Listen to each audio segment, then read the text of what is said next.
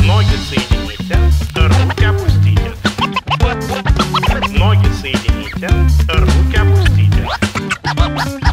Ноги соедините. Bonjour Karine. Bonjour Pauline. Alors on sait que les femmes alcooliques sont beaucoup plus à risque de développer une hépatopathie chronique. En revanche, on n'a pas de données chez la jeune femme qui entre dans la maladie par une hépatite alcoolique aiguë. Est-ce que tu as des données ? Oui, alors j'ai repris une étude canadienne, rétrospective. C'est une cohorte qui s'étale sur 20 ans, de 2002 à 2022. Ils ont inclus 3340 hépatites alcooliques aiguës.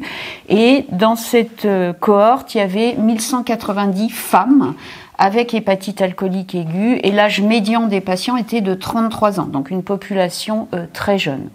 Quand on regarde cette cohorte de patients, 70% des patients avaient pris contact avec un service d'addictologie dans les 2 ans précédant l'hépatite alcoolique aiguë, et 19% des patients à l'admission lors de cette hépatite alcoolique aiguë avaient déjà la cirrhose, mais qui était non diagnostiquée antérieurement.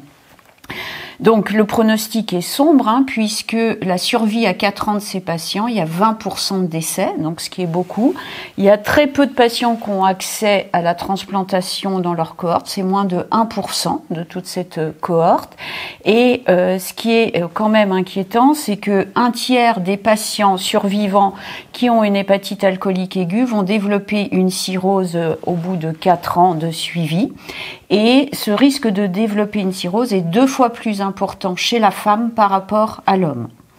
Donc les facteurs prédisposant à ce développement de cirrhose chez la femme, ce sont essentiellement les conditions socio-économiques, donc les milieux défavorisés, et le fait qu'il n'y ait pas de prise en charge addictologique avant l'entrée dans la maladie par l'hépatite alcoolique aiguë. Donc vraiment, tous nos patients alcooliques, et encore plus la femme, il faut vraiment les inciter à accepter la prise en charge addictologique. Mais c'est très très clair. Merci Karine. Ноги соедините.